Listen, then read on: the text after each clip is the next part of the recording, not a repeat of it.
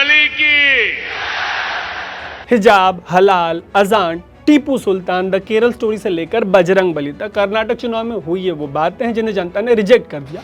अरसे बाद एक बड़े राज्य में कांग्रेस को पूर्ण बहुमत मिली है और जिस तरीके के आंकड़े सामने हैं उनसे साफ है कि विवादों पर वादे हावी रहे और इन्हीं वादों पर बात करेंगे इस स्टोरी में। लेकिन सबसे पहले ऐसी स्टोरीज के लिए आप अनकट को फेसबुक, यूट्यूब और इंस्टाग्राम पे फॉलो और सब्सक्राइब जरूर कर लीजिएगा। आपको 2017 का यूपी विधानसभा चुनाव याद होगा जब इस तरीके की बातें हुई थी कि ईद में बिजली आती है, होली दिवाली पर नहीं। चुनाव में शमशान कब्रिस्तान जैसे मुद्दे भी उठे थे। कर्नाटक के इस इलेक्शन का कैंपेन उतना ही हीटेड रहा जितना 2017 में यूपी चुनाव का था। इस चुनाव में करीब 1.5 से 2 साल पहले राज्य में हिजाब का विवाद छा गया। कर्नाटक से उठा हिजाब विवाद सुप्रीम कोर्ट पहुंच गया। बीजेपी के जिस नेता ने सुप्रीम कोर्ट का दरवाजा खटखटाने वाली छात्राओं को देशद्रोही कहा था, पार्टी ने उसको भी टिकट दिया। हालांकि हिजाब विवाद अपनी तरीके का पहला मामला नहीं था। इसी चुनाव से पहले बीजेपी नेशनल जनरल सेक्रेटरी सीटी रवि ने कर्नाटक में हलाल मीट के बाइकआउट का भी मुद्दा उठाया था। उनका तर्क ये था कि मुस्लिम समुदाय के लोग हिंदुओं से मीट नहीं खरीदते, ऐसे में हलाल मीट का बाइकआउट किया जाना चाहिए। इस तरह के मुद्दों की वजह से सोशल मीडिया पर कर्नाटक की ब्रांडिंग साउथ के उत्तर प्रदेश की होने लगी। रिजल्ट में कांग्रेस की जीत के बाद लगता है कि जनता को इस तरीके के मुद्दे और कर्नाटक की यूपी की तरह ब्रांडिंग पसंद नहीं आई।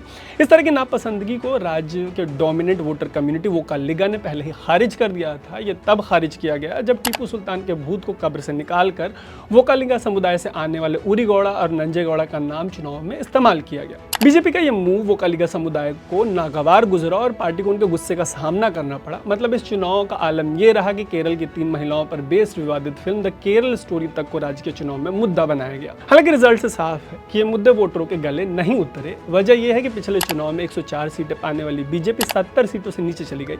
ऊपर से बजरंग बली भी इस चुनाव में छाए रहे। राज्य में कैंपेन करने पहुंचे यूपी के सीएम योगी आदित्यनाथ ने अपनी एक सभा में कहा कि बजरंग बली कर्नाटक के थे। वहीं कांग्रेस ने कहा कि वो बजरंग दल को बैन करेगी और कांग्रेस के ऐसे बयान के बाद बजरंग दल पर बैन को बजरंग बली को कैद करने से जोड़ दिया गया। हालांकि नतीजों से साफ है कि ज्यादातर ऐसे मुद्दों की तरह वोटर्स को ये मुद्दे भी पसंद नहीं आए। वहीं बीजेपी ने राज्य में मुस्लिम समुदाय से जो 4% रिजर्वेशन वापस ले लिया था वो भी मुद्दा बना। हालांकि इस मुद्दे पर पार्टी को सुप्रीम कोर्ट की फटकार भी लगी। जब इसे चुनावी मुद्दा बनाए जाने की कोशिश हुई तो सुप्रीम कोर्ट ने कहा कि मुस्लिम कोटे का जो मामला है वो उनके यहाँ लंबित है, चुनाव में इसका इस्तेमाल नहीं किया जाना चाहिए। इन सबके बीच इस तरीके के मुद्दे चुनाव में छाए रहे। हालांकि ये मुद्दे सिर्फ वोटर्स को नहीं बल्कि बिजनेस लीडर्स को भी पसंद नहीं आए। दरअसल राज्य में जब हिंदू त्योहारों पर मुस्लिम वेंडर्स को बाइकआउट करने का मुद्दा उठा तो बायोकॉन के एग्जीक्यूटिव चेयरपर्सन किरण मजूमदार शॉ ने इसे लेकर सरकार को सतर्क किया और सलाह दी कि राज्य में धर्म के आधार पर बढ़ती खाई को पाटने का काम किया जाना चाहिए। किरण शॉ को इसकी चिंता थी कि ऐसे हिंदू मुसलमान वाली खाई से इंडिया की जो ग्लोबल लीडरशिप है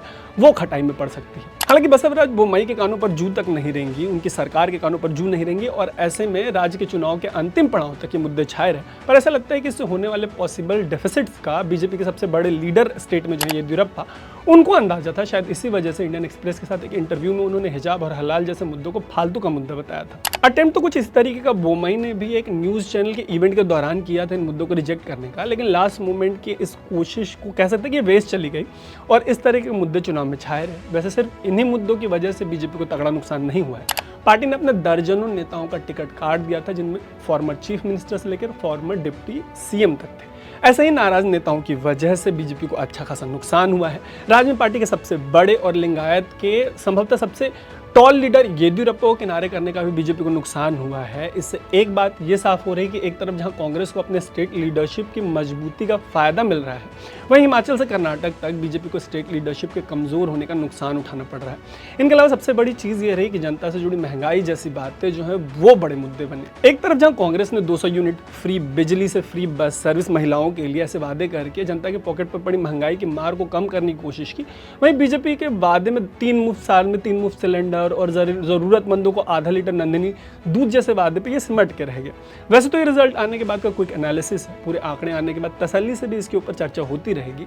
लेकिन आप कमेंट बॉक्स में जरूर बताइए कि आपको क्या लगता है बीजेपी को किन वजहों से 2018 के 104 से 2023 में 70 सीटों से नीचे आना पड़ा।